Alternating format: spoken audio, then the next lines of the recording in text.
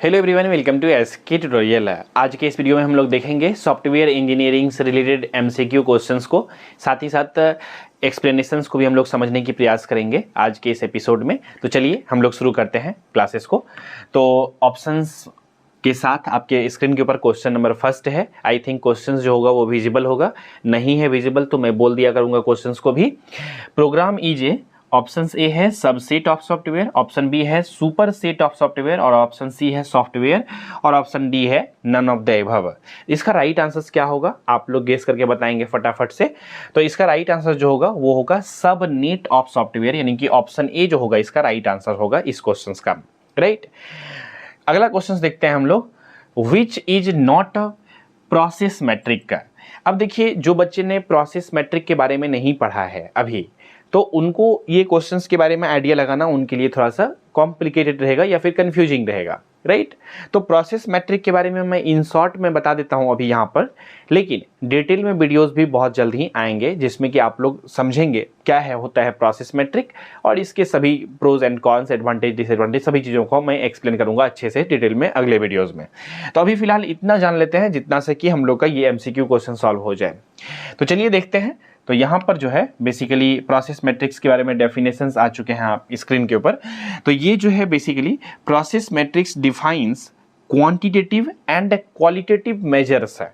Quantitative मतलब क्या कि क्वांटिटी में और क्वालिटी में दोनों में मेजर्स को ध्यान में रखता है, related to a process performance and its evolutions, जो कि ये रिलेटेड होता है सॉफ्टवेयर में बेसिकली परफॉर्मेंस से रिलेटेड होता है और उसके इवोल्यूशन से रिलेटेड होता है। उसी को कहते हैं बेसिकली प्रोसेस मैट्रिक्स। कहते हैं process metrics are relevant to a process entity. ये जो होता है ये प्रोसेस एंटिटी के लिए ये रिलीवेंट होता है। कहते हैं that is activity, role, attract, condition, assets और कॉम्बिनेशंस ऑफ एंटिटीज। ये सभी चीजें है इसका मतलब। तो कुल मिलाकर के ऑप्शंस को अब हम लोग देखते हैं। ऑप्शंस है प्रोडक्टिविटी, ये तो स्वाभाविक सी बात है, चेक करती है क्योंकि यहाँ पर क्या है क्वालिटेटिव एंड क्वांटिटेटिव को मेजर करने का काम करता है प्रोसेस मैट्रिक्स से। तो प्रोडक्टिविटी तो होगा ही होगा, फंक्शनलिटी होगा, क्वालिटेटिव होगा। तो क्या ये क्वालिटी जो है वो तो होगा, इफिशियंसी नहीं था कहीं पर भी।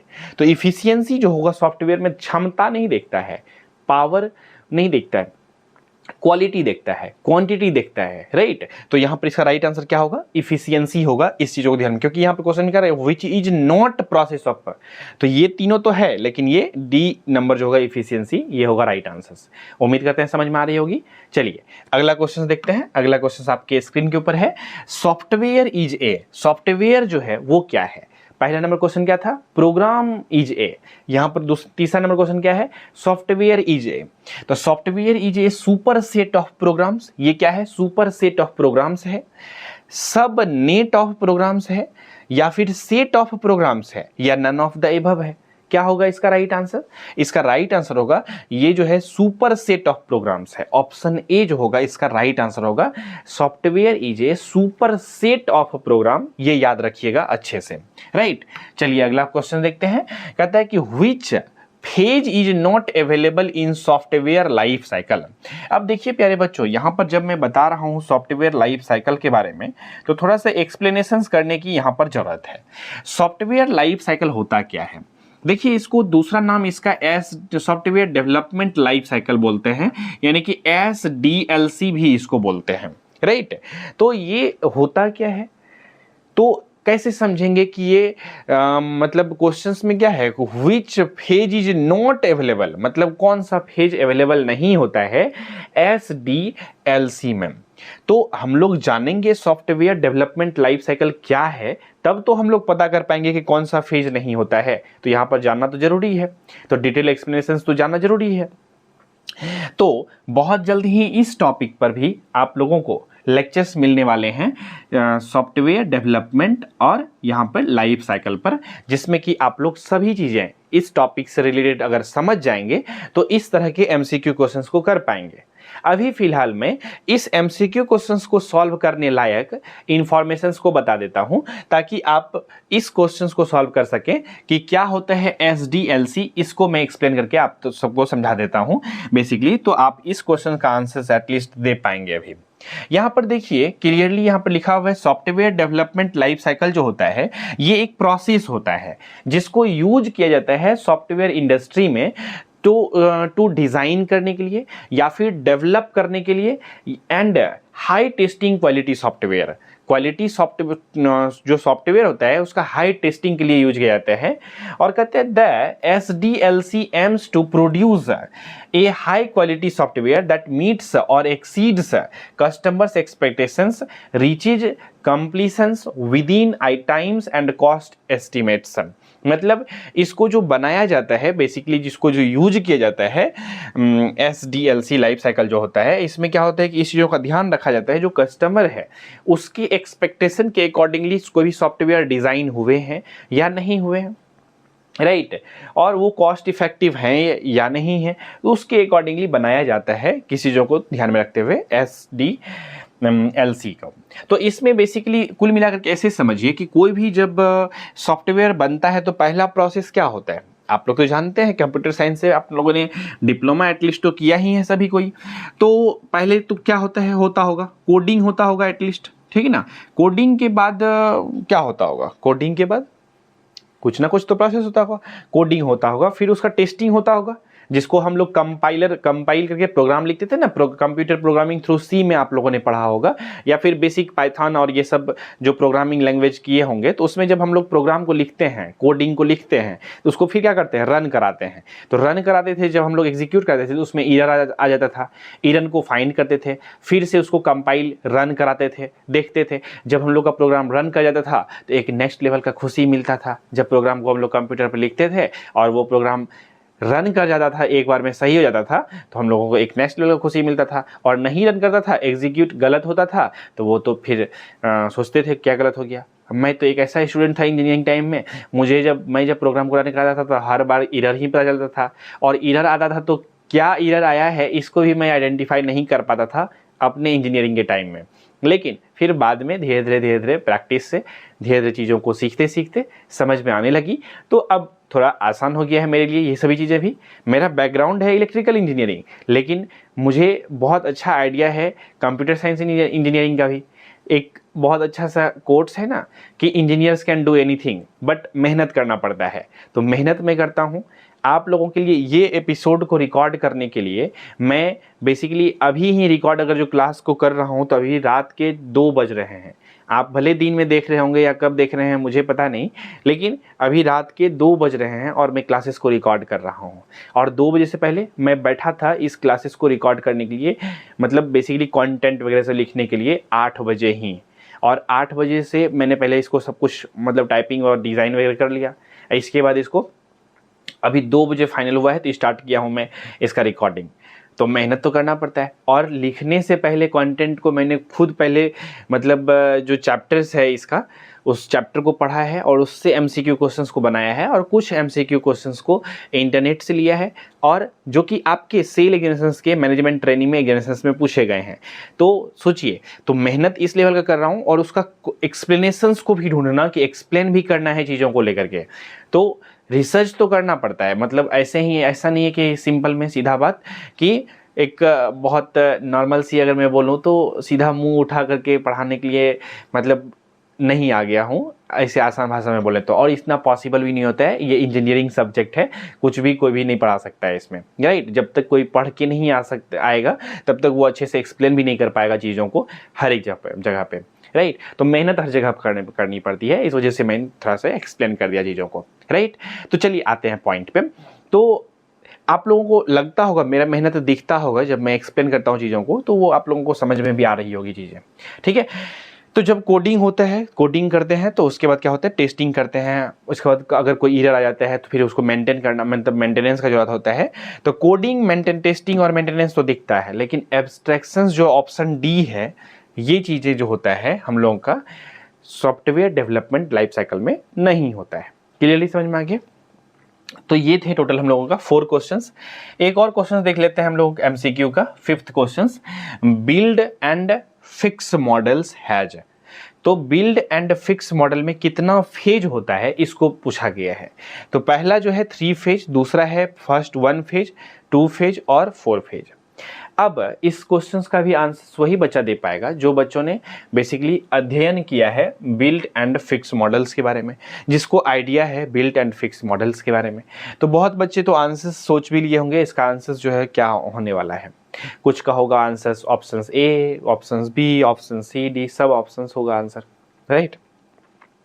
तो इसका क्या होगा राइट आंसर्स? इसका राइट आंसर्स हम लोग तब जानेंगे जब हम लोग बिल्ड एंड फिक्स मॉडल्स के बारे में थोड़ा बहुत भी आइडिया रखेंगे। तो चलिए हम लोग जानते हैं बिल्ड एंड फिक्स मॉडल होता क्या है। थोड़ा सा बड़ा सा नोट्स मैंने यहाँ पर लिख दिया है ताकि आपको अच्छे से मैं एक्सप्लेन कर सकूँ हर एक बातों को। देखिए प्यारे बच्चों, कहता है the build and fix model is a simple model is used in software development. ये एक सिंपल सा मतलब मॉडल है जिसका यूज किया जाता है सॉफ्टवेयर डेवलपमेंट के लिए, ठीक है। कहता है कि that has two phases. Answer तो आपको यहीं पे मिल गया, यानी कि बिल्ट एंड फिक्स मॉडल जो है इसका यूज किया जाता है सॉफ्टवेयर डेवलपमेंट में, और जिसका कि 2 फेज होता है। क्या होता है? 2 फेज होता है। तो 2 फेज होता है तो ऑप्शन सी जो होगा इसका राइट आंसर होगा, राइट। आंसर्स तो मिल गया। अब और रिमेनिंग मैंने एक्सप्लेनेशंस लिख दिया है कि बिल्ड और फिक्स जो है ये दोनों चीजें क्या है। तो फिक्स को मैंने एक्सप्लेन किया है, बिल्ड को भी मैंने एक्सप्लेन किया है। तो बिल्ड जो है ये कहता है the code is developed and passed on the next phase.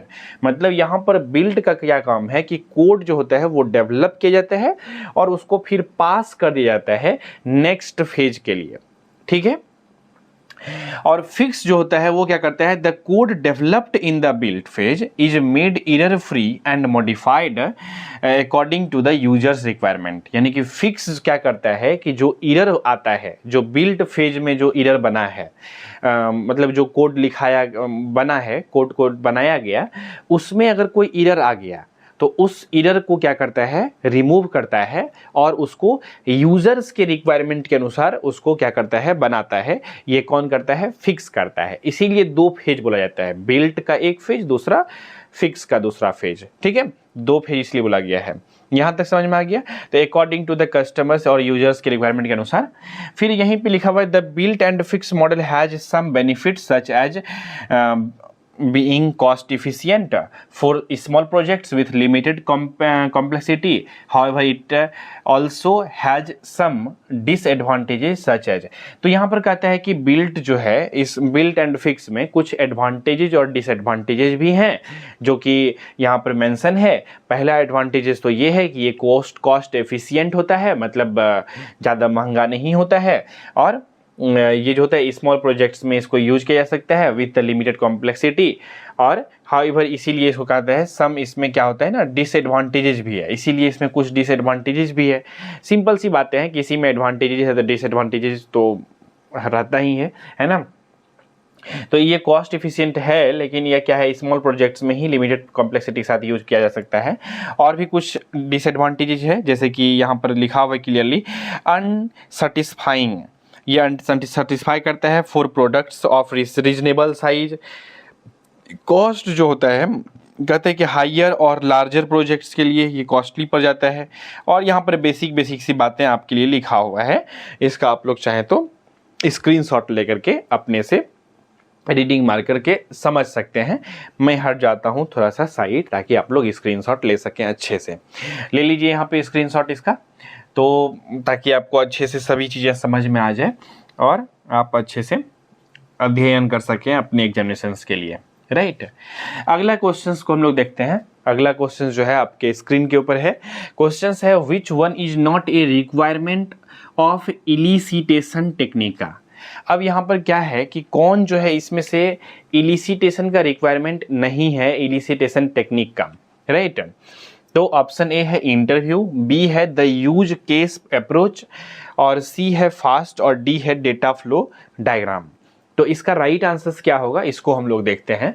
तो इसका जो राइट आंसर तो होगा तब समझ में आएगा जब हम लोगों को ये पता चलेगा कि ये इलिसिटेशन टेक्निक ही क्या है। इलिसिटेशन टेक्निक अगर आपको समझ में आ जाएगा तो सभी चीज़ें समझ में आ जाएगा, ठीक है। चलिए देखते हैं इलिसिटेशन टेक्निक से रिलेटेड थोड़ा सा डेफिनेशंस।